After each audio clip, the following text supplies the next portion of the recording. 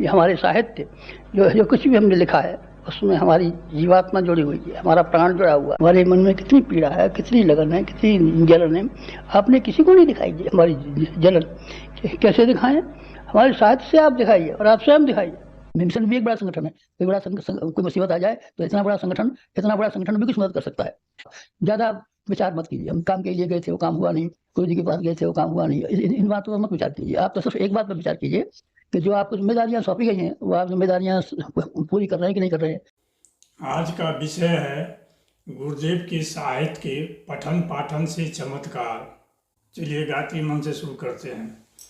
ओम भूर्भुवः स्वः तत्सवितुर्वरेण्यं भर्गो देवस्य धीमहि धियो यो नः प्रचोदयात्। सभी परिजनों से अनुरोध है, ज़्यादा से ज़्यादा लोगों को गायत्री परिवार में जोड़ने के लिए वीडियो को शेयर करें और वीडियो के अंत तक बने रहें। हम लोग सुन चुके हैं, गुरुदेव कहे हैं कि मिशन भी एक बड़ा संगठन है, मुसीबत आने पर संगठन भी मदद कर सकता है। गुरुदेव के चमत्कारी प्रसंग भाग 8 में हम लोग जान चुके हैं कि गायत्री परिवार ने, गायत्री संगठन ने कैसे गायत्री परिजन को आत्महत्या करने से बचा लिया। यदि उस वीडियो को आप नहीं देखे हैं तो इस वीडियो का लिंक हम डिस्क्रिप्शन में डाल देंगे, वहां जाकर आप देख सकते हैं, या ऊपर में इसका लिंक डाला हुआ है, वहां से आप क्लिक करके भी देख सकते हैं। आज हम लोग इस वीडियो में जानेंगे गुरुदेव के साहित्य पढ़ने से या पढ़ाने से कैसे चमत्कार होता है और क्या चमत्कार होता है। तो पहले चलिए हम लोग जानते हैं गुरुदेव के साहित्य पढ़ाने से क्या चमत्कार होता है। हमारे एक साथी थे जो हमसे सीनियर थे, वो गायत्री परिवार से जुड़े हुए थे और अखंड ज्योति पत्रिका बांटा करते थे। वे अपने विभाग में एक बड़े अफसर के यहाँ भी अखंड ज्योति दिया करते थे। वो अफसर भी गायत्री परिवार से ही बिलोंग करता था। तो वो अफसर क्या करता है, इनको वैसे जगह पर पदस्थापित कर देता है जहाँ पर पदस्थापना कराना हर किसी के बस की बात नहीं होती है। जिसका पहुँच रहता है वही उस पद पर जाता है। तो यहाँ आप देख चुके हैं गायत्री परिजन ने, जो कि एक बड़े अफसर थे, एक गायत्री परिजन को मदद करते हैं और बड़े पद पर प्रतिनिधित्व करवा देते हैं। अब चलिए इस वीडियो के मुख्य प्रसंग पर चलते हैं कि गायत्री का साहित्य पढ़ने से क्या चमत्कार होता है। एक व्यक्ति के यहाँ जन्मदिन था, वो अपने यहाँ जन्मदिन संस्कार गायत्री विधि से करवाता है। जो पुरोहित वहाँ संस्कार कराने गए थे, वो संस्कार कराने के बाद गुरुदेव का एक साहित्य ऋषि चिंतन के सानिध्य में का एक अंश पढ़कर सुनाते हैं। वो अंश वहाँ के सभी आदमी को बहुत अच्छा लगा। तो ये परिजन कहते हैं कि आप अपने यहाँ इस साहित्य का, इस ग्रंथ का स्थापना करा लीजिए।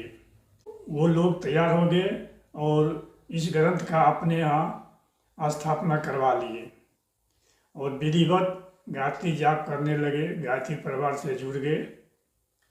और इनका एक और भाई था जिनका कोई संतान नहीं था।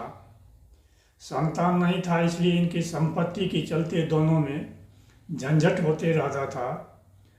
निकट के संबंधी भी चाहता था कि उनका संपत्ति ही हमको हो जाए। इसी सब में झमेला चलता रहता था। एक आदमी इनके यहाँ आता है और कहता है कि आपके भाई को बहुत दिन से नहीं देखते हैं, वो कहाँ गए हैं, वो नज़र नहीं आ रहे हैं। उनका रूम भी खुला हुआ है, ताला लगा हुआ नहीं है, लेकिन वो दिख नहीं रहे हैं। जब ये बात गायत्री परिजन के लड़का सुनते हैं तो उनका 2 लड़का अगल बगल के आदमी को लेकर अपने चाचा के घर में जाते हैं। जो घर में इंटर करते हैं इनको दुर्गंध महसूस होता है। तो पूरे घर में इधर उधर छानते हैं, देखते हैं तो कहीं कुछ नहीं मिलता है। तब इनकी नज़र बाथरूम पर पड़ता है जिसमें ताला लगा हुआ था।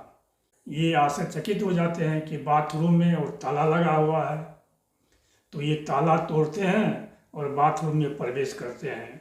बाथरूम में जब प्रवेश करते हैं तो देखते हैं कि लाश पड़ी हुई है और उससे दुर्गंध आ रही है। ऐसा लग रहा है कि लाश बहुत दिन की हो गई है, इसलिए सर की उससे दुर्गंध आ रही है। तो इन लोगों ने पुलिस को फ़ोन की, पुलिस आई, छानबीन की। इसके 2-3 दिन के बाद पुलिस फिर आती है और उस दोनों लड़के को जिन्होंने उनके घर में प्रवेश किया था उठा कर ले जाती है और फिर अदालत जो है इनको दोषी मान के जेल भेज देती है। अब ये जेल में जाने के बाद भी गुरुदेव के प्रति आस्था बनाए रखे, इनकी श्रद्धा कम नहीं हुई और वहाँ गुरुदेव का साहित्य, वही साहित्य ऋषि चिंतन के सानिध्य में पढ़ते थे, ध्यान करते थे, जाप करते थे। तो जब जेलर राउंड कर रहा था तो देखता है कि ये बालक अध्ययन में लगा हुआ है, जप में लगा हुआ है, ध्यान में लगा हुआ है। जेलर साहब सोचते हैं कि यहाँ जो आता है वो बदमाश होता है और अपने जैसा दूसरे को भी बना देता है, और ये बालक है जिसको किसी से कोई मतलब नहीं है, ये साहित्य पढ़ रहा है। तो इनको इच्छा हुई कि देखते हैं बालक कर क्या रहा है। ये उनके नज़दीक जाते हैं, पूछते हैं क्या हाल है। वह बच्चा कहता है गुरु की कृपा से सब ठीक है, गुरु की कृपा से अवसर मिला है, उनका साहित्य पढ़ रहे हैं, भजन कर रहे हैं, कीर्तन कर रहे हैं, जप कर रहे हैं, ध्यान कर रहे हैं। तो ये जेलर साहब मन मन सोचते हैं यहाँ जो भी आता है उससे पूछते हैं तो वो अपनी परेशानी बताता है, हम उसके परेशानी को हल करते हैं और इसके पास तो कोई परेशानी है ही नहीं। तो ये पूछते हैं कौन सा गुरुदेव, तो वे बताते हैं पंडित श्री राम शर्मा आचार्य जी जो गायत्री परिवार के संस्थापक हैं, वही हमारे गुरुदेव हैं और उनका ये साहित्य ऋषि चिंतन के सानिध्य में है। इसका 1-2 अंश पढ़ के सुनाते हैं कि किसी भी परिस्थिति में विचलित ना हो। तो जेलर साहब को बहुत पसंद आया। जेलर साहब कहते हैं कि किताब हमको दे दो।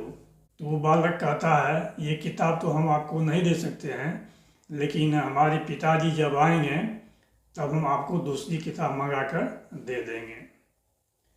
अब ये जेलर साहब उनसे बहुत प्रभावित हो गए, उनके प्रति इनका बहुत लगाव हो गया।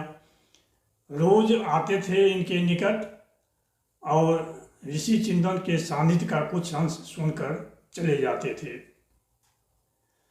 परिणाम ये हुआ कि जेलर साहब इनको मुक्त करने के लिए सिफारिश कर दिए तो ये जेल से छूट गए। जेल से जब छूट गए तब वही पुस्तक, वही ग्रंथ ऋषि चिंतन के सानिध्य में उस जेलर महोदय को दे दिए। तो देखिए यहाँ कैसे पढ़ने से, गुरुदेव के साहित्य पढ़ने से वो जेलर प्रभावित हुए और इनको जेल से छोड़ने के लिए सिफारिश कर दिए और ये जेल से छूट गए। तो सभी परिजनों से अनुरोध है कि गायत्री परिवार से जुड़ें, गुरुदेव का साहित्य पढ़ें और पढ़ावें, गुरुदेव का काम करें। चलिए वीडियो के अंत तक बने रहने के लिए धन्यवाद। ओम शांति, ओम शांति, ओम शांति।